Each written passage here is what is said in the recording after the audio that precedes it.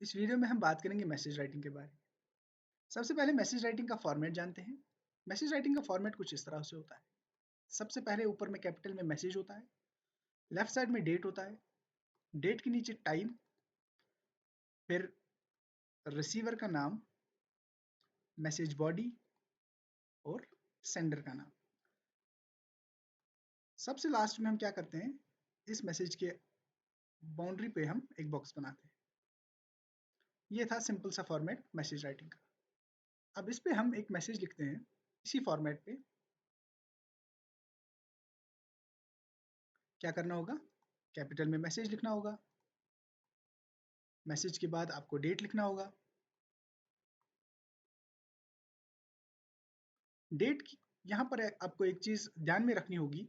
आधे बच्चे डेट इस तरह से डालते हैं, ये गलत है, ठीक है, ये भी गलत है। तो ये दोनों फॉर्मेट जो है गलत है। तो इसके बाद आपको टाइम यहाँ पर डालना है, फिर सेंडर का रिसीवर का नाम, रिसीवर कौन है जिसको आपको मैसेज भेजना होगा। यहाँ पर मैसेज की बॉडी आएगी और यहाँ पर सेंडर का नाम जिसने मैसेज भेजी, ठीक है।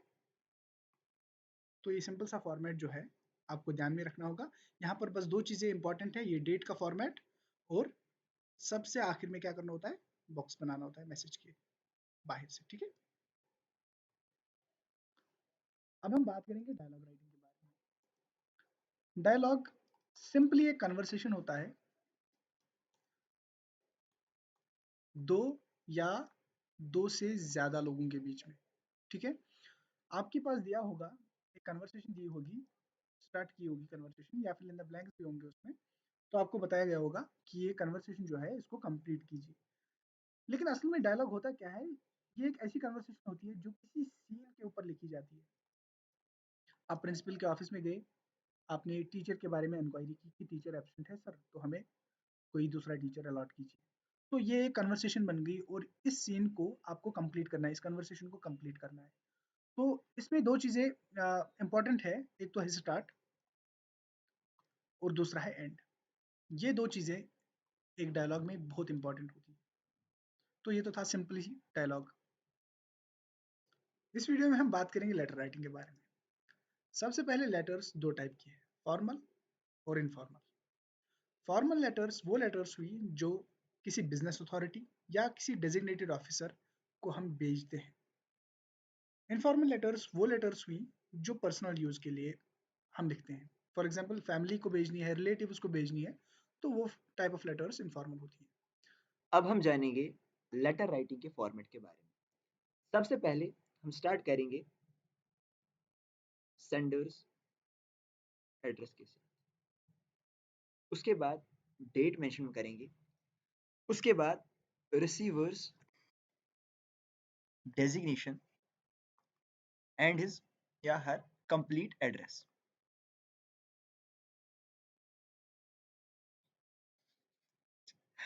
उसके बाद सब्जेक्ट,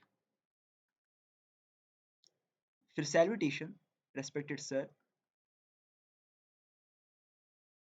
उसके बाद बॉडी, फिर लास्ट में यूअर्स फेथफुली, मतलब जो भी लिखने वाला है, सपोज इम्तियाज अहमद। याद रहे कि यूअर्स फेथफुली और यूअर्स सिंसियरली आप बिजनेस लेटर या अगर आपको किसी अथॉरिटी के पास लेटर भेजनी है तो उसको आप कंक्लूड करोगे यूअर्स फेथफुली के साथ। अगर आपको अब एडिटर को भेजना है लेटर, एडिटर को लेटर भेजनी है, तो उसमें आप यूअर्स ट्रूली यूज करोगे। लेकिन ख्याल रहे कि यहाँ पे एब्स्ट्रॉफी एस यूअर्स फेथफुली ऐसे नहीं लिखना है, बस यही इसमें ध्यान रखना है। तो ये हो गया इनफॉर्मल लेटर की फॉर्मेट। यहाँ पर स्ट्रक्चर है फॉर्मल लेटर का, और ये फॉर्मल लेटर भेजी जा रही है एडिटर को। ध्यान रखिए, जब भी आप एडिटर को लेटर भेजते हैं तो नीचे आप लिखते हैं यूअर्स ट्रूली।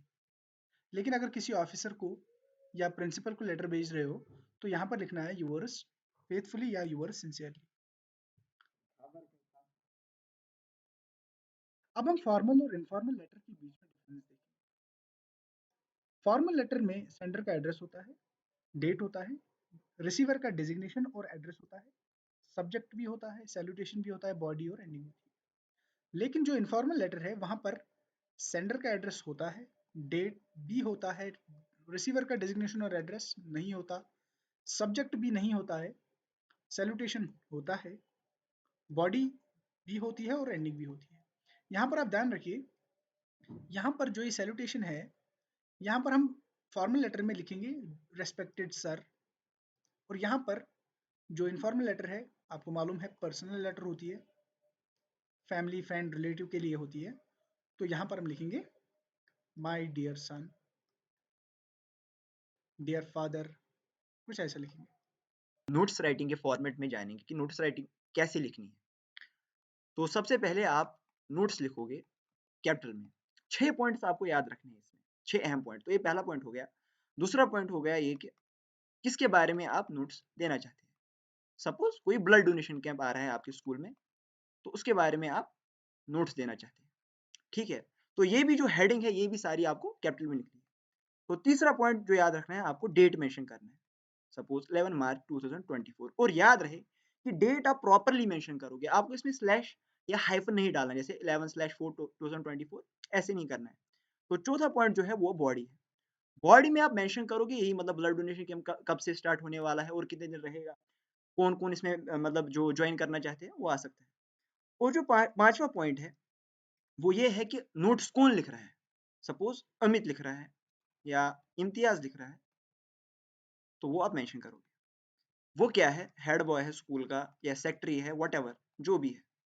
तो लास्ट का पॉइंट आपको जो याद रखना है, वो जो सबसे अहम है, वो आपको ये जो इसको डब्बे के साथ बंद करना है, ठीक है।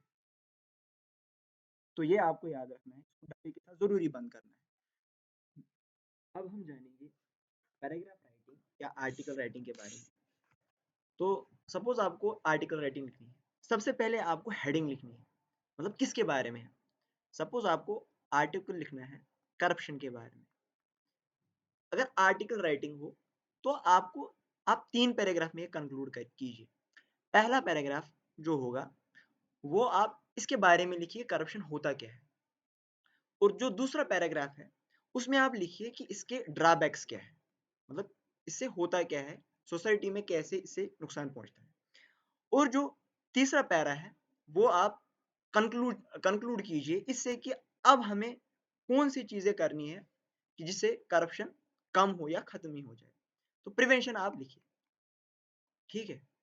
तो ये हो गया आर्टिकल राइटिंग। अगर अब आप पैराग्राफ राइटिंग आया तो आप क्या करोगे, अब ये तीनों जो पैरा है वो एक ही में समेटोगे। एक ही पैरा आपको लिखना है, आपको 3 अलग अलग पैराग्राफ लिखने की जरूरत नहीं है। तो ये हो गया आर्टिकल राइटिंग और पैराग्राफ राइटिंग। अगर आप स्पीच आ गया तो आपको क्या करना है, ऐसे ही हेडिंग लिखना है करप्शन, फिर आप लिखोगे डियर फ्रेंड्स, तो आप स्टार्ट हो जाओगे ऐसे ही, पहला पैराग्राफ, दूसरा पैराग्राफ, तीसरा पैराग्राफ, तो आप कंक्लूड करोगे।